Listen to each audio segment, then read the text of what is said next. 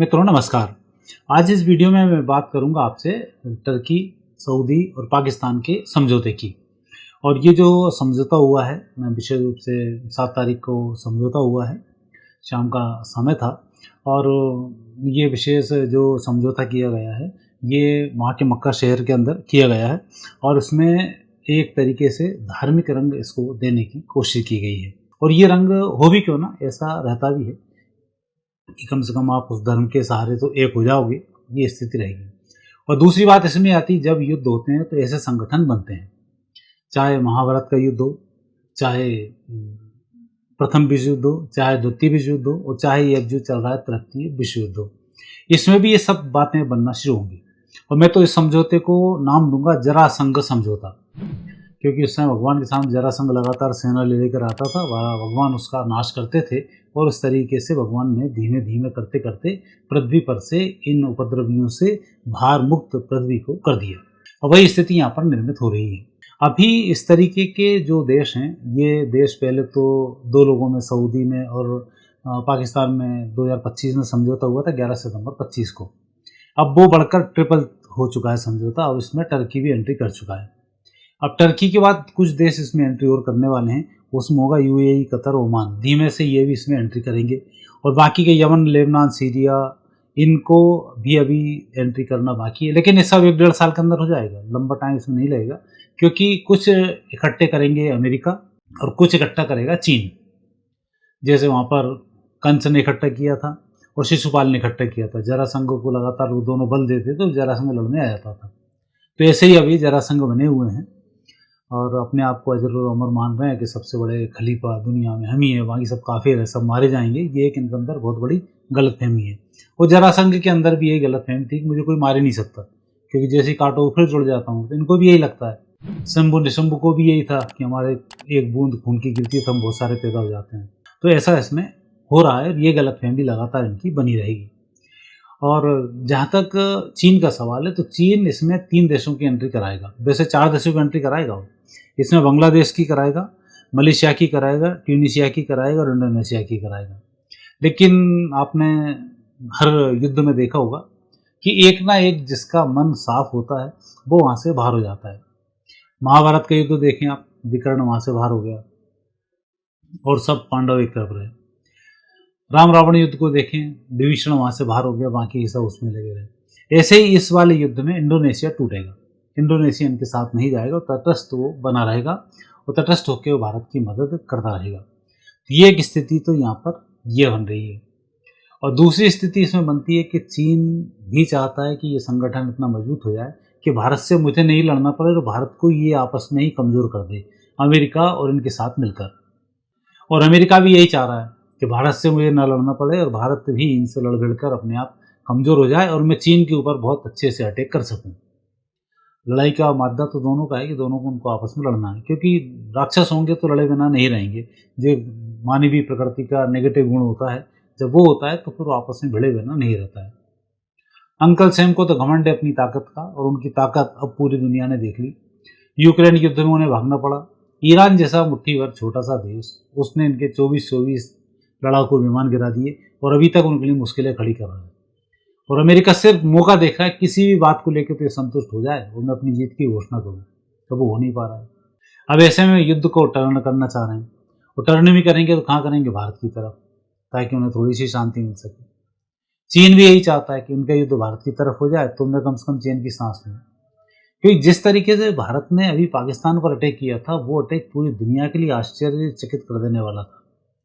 इतने से कम समय में इतनी तेजी के साथ देश को निपटा देना, और यदि 1 साल 1 दिन के लिए और विदेशी लोग या अमेरिका वगैरह पीछे नहीं पड़ते तो पाकिस्तान की दुर्गति तय थी और सारी स्थिति उसकी खराब हो जाती।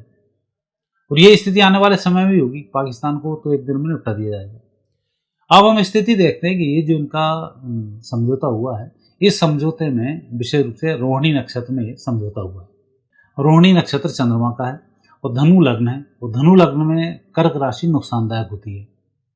और साथ ही रोहिणी नक्षत्र भी विशेष रूप से चंद्रमा के नक्षत्र और चंद्र की मार्ग से चल रही है। और चंद्र भी इनकी जो स्थिति बनती है उसमें ये दूसरे वृषभ राशि के चंद्रमा हैं, जो उच्च के चंद्रमा होते हैं, 6ठे स्थान पर विराजमान है। बाकी ग्रह योग भी इनके बहुत बेहतर कल की उसमें नहीं है, इसलिए इनके निपटने के चांसेस बहुत अधिक हैं, सक्सेस होने के चांसेस इनके बहुत कम हैं। चंद्रमा की महादशा है, चंद्रमा की जो महादशा उसमें चंद्रमा की अंतर्दशा मार्च से 27 तक रहेगी। तो अभी इनकी एक मीटिंग और होगी और उसमें वापस ये कुनबा और बढ़ेगा इनका, और ये कुनबा बढ़ने के बाद मुझे 3 जो देश थे अब 6 देश इसमें हो जाएंगे मार्च 27 से पहले। फिर मार्च 27 में आनंद फानंद में चीन देखेगा अमेरिका भारी पड़ रहा है तो चीन तत्काल 3-4 देशों को जोड़ेगा, इसमें बांग्लादेश भी होगा और मलेशिया होगा, ट्यूनीशिया होगा और वो बात करेगा इंडोनेशिया से। इन 4 देशों को लेकर वो आएगा। अब यहाँ पर इंडोनेशिया कुछ समय तक ताहूम करेगा लेकिन वो धीमे से बाहर इससे हो जाएगा। तो ये स्थिति यहाँ पर दिखाई देती है कि ये जो 3 देश हैं, सऊदी है, टर्की है और पाकिस्तान है, ये आपने अंधे लंगड़े की कहानी सुनी होगी, ये अंधे लंगड़े की कहानी वाले देश हैं। एक के पास पैसा है तो दूसरा भिखमंगा है, तीसरे के पास टेक्नोलॉजी है और एक के पास कहता है कि मेरे पास परमाणु बम है, जबकि अमेरिका का बम है, उसका बम वहाँ पर नहीं है। और उस धमकी के बेस पर उसने दोनों को इकट्ठा कर लिया। अब जब ये भंडा फूटेगा, जैसी टर्की बोलेगा भैया तेरा जब लड़ाई हो रही तो अपना परमाणु बम चला, वो बोलेगा परमाणु बम अमेरिका के हत्थे चढ़ा हुआ है, मैं कुछ भी नहीं कर सकता, सारे सैनिक उसके लगे हुए हैं। तब फिर पाकिस्तान की ओरिजिनल बात सामने आएगी और फिर इनके अंदर विघटन होना शुरू हो जाएगा। क्योंकि सऊदी कब तक पैसे देगा, और सऊदी अभी इतने पैसे दे चुका है कि उसको समझ में नहीं आ रहा है कि मैं उसको पैसे दूं तो क्यों, क्योंकि तुम्हारे भीख मांगने के लिए पैसे, घर चलाने के लिए पैसे देने का तो ये संगठन है नहीं। ये संगठन बन रहा है सुरक्षा के लिए, और सुरक्षा के लिए पाकिस्तान के पास कुछ बचा नहीं है। पाकिस्तान चाहता पैसा आए तो कम से कम मैं दाल रोटी उनको खिलाऊं, बाकी सेना से मुनीर को दूं और मैं नवाज शरीफ शहबाज शरीफ बोले खुद रख लूँ मैं, तब जाके गए हम पहले अपना पेट भरें फिर बाद में सोचें। तो ये स्थिति से तो सऊदी पहले से वाकिफ है, क्योंकि अब उसकी स्थिति उसको पता है। अब दूसरी स्थिति इसमें यह आती है कि जैसे ही मार्च 27 खत्म होगा तो मंगल आ जाएगा अक्टूबर 27 तक। मार्च 27 से अक्टूबर 27 ये समय इन जरासंघ के लिए अच्छा समय, और इस समय में ये अपनी ताकत को भी बढ़ाएंगे, अपने काम को भी बढ़ाएंगे और अपने एक पावर को भी दिखाएंगे और दिखाने की कोशिश करते रहेंगे। और उसी समय में एक स्थिति भारत के साथ निर्मित हो रही है, फरवरी 27 से लेकर फरवरी 28 तक। ये समय भारत के लिए मंगलमय गुरु का है और भारत के लिए ये समय बहुत बेहतर नहीं है। और यहाँ पर भारत के अंदर आपसी झगड़े होना शुरू हो जाएंगे। लगातार जिस तरीके से तनाव चल रहे हैं, अभी जेएनजी जो आंदोलन अमेरिका ने करवाया था कॉकरोचों को लेकर, जिसमें मेटा वेटा सब शामिल थे, अब तो सब पोले खुल रही हैं कि मेटा ने कितनी इनकी मदद की, क्या क्या होकर भाग गए। और एक आप अच्छा आंदोलन देख रहा हूँ जिसमें कि स्टूडेंट पिट गए और सुन भी नहीं रहे, और राहुल गांधी ने तो कहा ही था कि उसको मारने के लिए आए थे। तो ये सब चीज़ें अब जो बात उठी हैं, तो ये उठी हुई बातें अब यूं ही शांत नहीं होंगी। इनके पनपने, फलने, फूलने और सब कुछ होने का जो टाइम है वो 2027 और 28 टाइम है। इस बीच में जितना भी चाहेंगे उतना ही उपद्रव करके रोड मैप तैयार कर लेंगे। अब बात आएगी 28। इसी बीच में भारत और पाकिस्तान की युद्ध छिड़ने की स्थिति भी बनती है, क्योंकि जब अंदर आपके यहाँ आग लगी हो तो शत्रु और पड़ोसी तो फायदा उठाता है। चीन पाकिस्तान से बोलेगा कि तू चढ़ाई कर दे, मैं इनके अंदर आग लगा रहा हूँ। वो सारी वामपंथी पार्टियों को इकट्ठा कर लेगा, सारे कॉकरोचों को इकट्ठा कर लेगा, कांग्रेस को इकट्ठा कर लेगा। क्योंकि आपने वीडियो देखा हुआ एक बार, जब सोनिया और प्रधानमंत्री और ये, तो पहले शी जिनपिंग ने सोनिया साथ में लाया था, बाद में सोनिया गांधी ने उसका परिचय कराया था। तो आपके रिश्ते क्या कहलाता है आपको पता होना चाहिए। तो अब वहाँ पर स्थिति ये होगी। हालांकि इसमें भारत का सौभाग्य ये होगा कि जो अखिलेश यादव जी हैं ये चुनाव हार चुके होंगे, और इनके जो सांसद हैं वो आधे से टूट के बीजेपी में आ चुके होंगे, तो इनका अस्तित्व समाप्त हो चुका होगा और ये उस समय तक समझ गए होंगे कि अब हमें करना क्या है, तो ये कांग्रेस के साथ नहीं आएंगे। ममता की स्थिति तो आपको देखिए, जहाँ निकलती वहीं पिटती हैं, अभी भी टुकते टुकते बढ़ गई। तो अब भारत का जो विपक्ष है वो विपक्ष से डरा धुमका कोने में पड़ा रहेगा। सिर्फ साउथ की 1-2 पार्टियाँ जो आएंगी आगे, और बाकी का वो कुछ यहाँ पर नॉर्थ ईस्ट में या मिडिल में कुछ नहीं कर पाएंगे। तो ये स्थिति भारत की अच्छी बन रही है। और चूँकि 27-28 में पूरे गुण अपने दिखा चुके होंगे, जैसे अभी कॉकरोच आंदोलन आपने देखा, इसने पूरे गुण अपने दिखा दिए। अब सरकार सतर्क है, तो ऐसे लगातार सरकार इनसे सतर्क होती जाएगी, जनता भी सतर्क होती जाएगी, और अल्टीमेट आते आते 2028 तक इस भारत भूमि पर एक ऐसा जागरण पैदा होगा जो जन जागरण होगा, ईश्वरीय शक्तियों से ओतप्रोत होगा। और जब वो जागरण उठना शुरू करेगा तब भारत के अंदर एक विशेष प्रकार की पावर काम करना शुरू करेगी। और जिसको कहा जाता है ना पूरी दुनिया का हृदय भारत है। आप नक्शे पे देखना, भारत का नक्शा इस तरीके से आता है हृदय टाइप में। तो ये यूं ही नहीं है, ये दुनिया का हृदय है। और जब हृदय जिसका मजबूत, उसकी बॉडी मजबूत।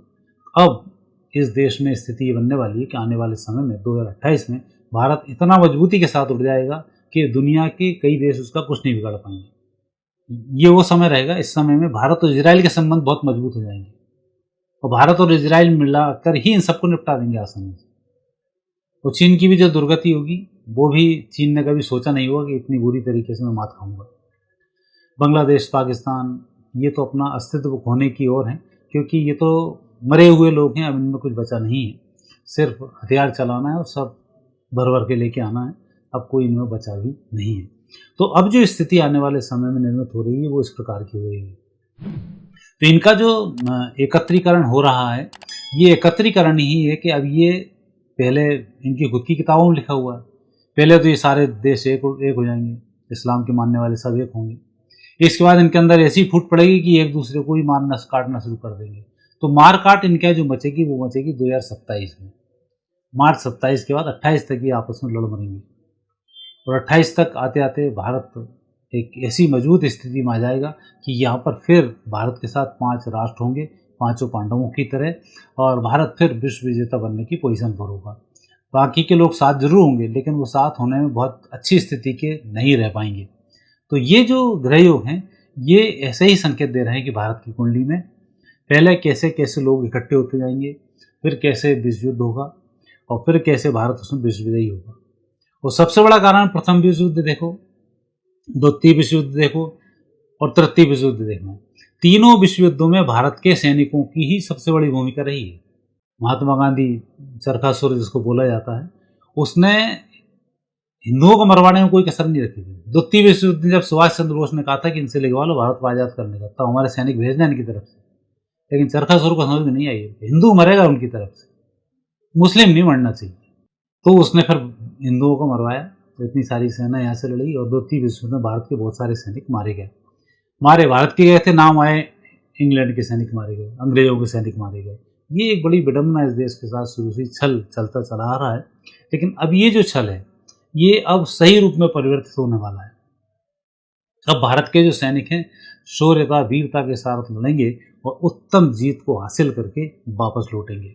तो ये जो संकेत मिल रहा है, ये संकेत गलत नहीं है। और एक वो ग्रंथ भविष्यवाणी भी आता है, उसमें भी 13 देशों के संगठन होने का भी उल्लेख आता है। 13 मुस्लिम देश एक साथ आएंगे, तो ये 13 भी यहाँ से यहाँ तक हो जाते हैं। इन सबको मिला दिया जाए, Turkey, Saudi, Pakistan, UAE, Qatar, Oman, Yemen, Lebanon, Syria, Tunisia, Bangladesh, Malaysia और इंडोनेशिया, ये मिलाकर 13 देश होते हैं, जिसमें एक देश इंडोनेशिया बाहर होगा और इनके खिलाफ आपस में झगड़े शुरू हो जाएंगे और ये कुछ भी नहीं कर पाएंगे। तो जो इनकी अंधे रंगले की कहानी है, ये कहानी इनकी खत्म हो जाएगी, क्योंकि जब इनकी हालत खराब होगी, इनकी हालत खराब करेगा इजराइल, टर्की की। जब इजराइल टर्की पर टूटेगा तो टर्की के जो कलपुर्जे सब वहीं रखे रह जाएंगे, सब वहीं के वहीं खुरस देगा, सारा काम नष्ट हो जाएगा। अब पैसा किसी काम का आता नहीं है, तो सऊदी जो पैसे के दम पर अकड़ रहा है, तो वो पैसा उसको किसी काम का आएगा नहीं। और पाकिस्तान के पास कुछ बचा नहीं है, भिखमंगों को कितने ही पैसा दे दो। आज टर्की 20वीं नंबर की, आज सऊदी 20वीं अर्थव्यवस्था है, पाकिस्तान को पालेगा तो अभी 5 साल के अंदर ही फुटपाथ पे जाए, 50वीं अर्थव्यवस्था ही नहीं बचेगा। तो पॉपुलेशन कम है, उत्पादन ज़्यादा है, इसलिए उनकी अर्थव्यवस्था बड़ी दिख रही है। बाकी है क्या उनके अंदर? एक घर में बच्चा पैदा हो, 1 लाख तनख्वाह रही हो, इकट्ठा पैसा हो जाता है, अर्थव्यवस्था मजबूत हो जाती है। 10 बच्चे हों, अर्थव्यवस्था कमजोर हो जाती है। तो भारत के साथ वो 10 बच्चे वाला मामला है कि इनने इतने सारे पाल रखे, अर्थव्यवस्था कमजोर है।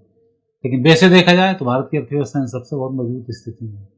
तो जो आने वाला समय है, वो समय बहुत अच्छे संकेत इन मिडिल ईस्ट के देशों के लिए प्रदान नहीं कर रहा है। और जितने इनका एकत्रीकरण होता जाएगा, उतने ही इनके ग्रंथों में लिखी भविष्यवाणी सही होती जाएगी। पहले सब इकट्ठे होंगे, फिर इनके अंदर फूट डलेगी और आपस में एक दूसरे मारकाट मचेगी, और जैसे सांप उलटकर अपने बिल में घुस जाता है, वैसे ये बिल में घुस जाएंगे। तो ये तो उनके ग्रंथ की भविष्यवाणी है।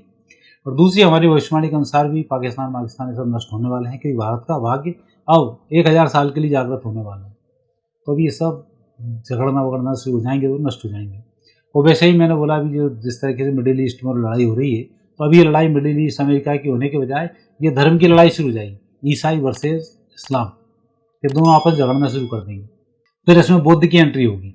तो ईसाई और बौद्ध मिलके इस मिडिल ईस्ट को कहीं ना कहीं एक कुछ ना कुछ इनको लॉलीपॉप पकड़ाएंगे और भारत की तरफ इनको उकसाएंगे। तो वो लॉलीपॉप यही है जो इकट्ठे हो रहे हैं।